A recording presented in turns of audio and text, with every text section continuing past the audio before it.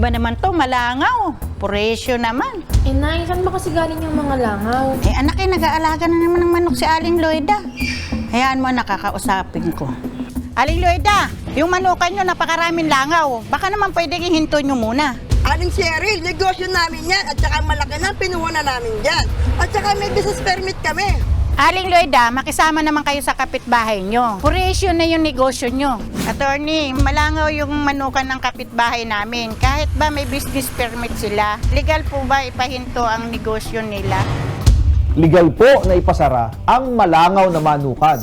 Ang bawat bayan ay may mga zoning ordinances at comprehensive land use plans na nagtatakda kung saang lugar lamang pwedeng maglagay ng mga poultry at iba pang mga hayop. Karaniwan ay bawal ang mga ito sa residential area o yung malapit sa mga kabahayan.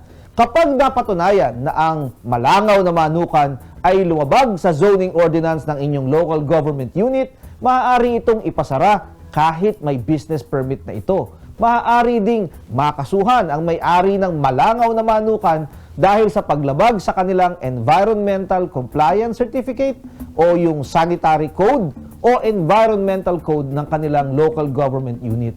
Ang pagkakaroon ng maraming langaw sa kanilang poultry ay patunay na hindi sila sumusunod sa tamang panuntunan ng sanitation at environmental compliance requirement. Attorney, nag-aalaga ako ng baboy. Kaso ninakaw at nilitsyon ng kapitbahay namin dahil nakakarating daw po yung masangsang na amoy sa kanila. Pwede ko po bang kasuhan yung kapitbahay namin? Pwedeng kasuhan yung nagnakaw ng alaga niyong baboy. Ang pagnanakaw ng hayop o anumang bagay ay tinatawag na theft.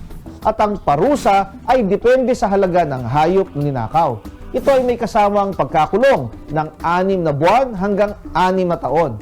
Kung mabaho ang isang babuyan, ang solusyon ay kasuhan ng may-ari ng negosyo dahil sa paglabag sa batas. Dapat idaan sa tamang proseso. Hindi maaaring nakawin ang alagang baboy o idaan sa dahas ang pagpigil sa nasabing negosyo. Kung kayo ay may nais isang guni sa inyong lingkod, i-follow lang ang aking Facebook account.